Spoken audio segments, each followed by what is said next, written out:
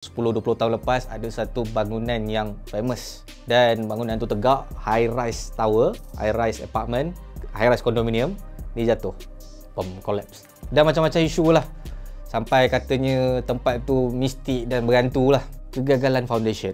Commonly bangunan yang berkonsepkan high rise building, commonly dia menggunakan foundation berkonsepkan deep foundation ataupun piling. Foundation ada dua jenis, satu shallow, satu deep.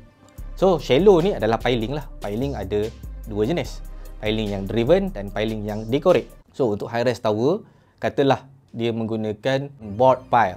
Objektifnya dia ingin mencari kedalaman yang selamat. Sampai mana? 50 meter ke, 40 meter ke, 30 meter ke, sehingga setelah engineer kalkulate, okay, bangunan tu insya-Allah selamat dengan safety factor yang telah dimasukkan.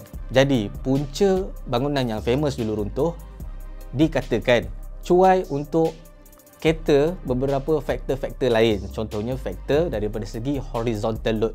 So bawah tanah ni dia ada beberapa loading lah yang kita kena capture, ataupun slope di bawah, slope di atas ke, slope di bawah ke. Dia lupa untuk treat slope-slope di atas dan di bawah dan menyebabkan berlakunya horizontal movement tu. So that's why lah bangunan itu jatuh dalam sliding pattern. Dia lupa nak capture beberapa faktor-faktor elemen lain yang penting untuk kita cater bersama dalam design piling kita, dan juga slope di atas ke dan di bawah ke untuk mengurangkan sliding effect.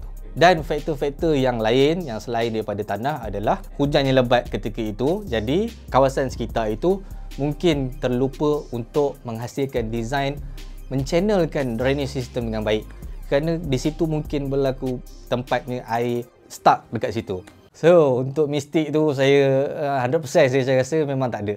That disaster happen because of engineering failure, design fault, bukannya hantu.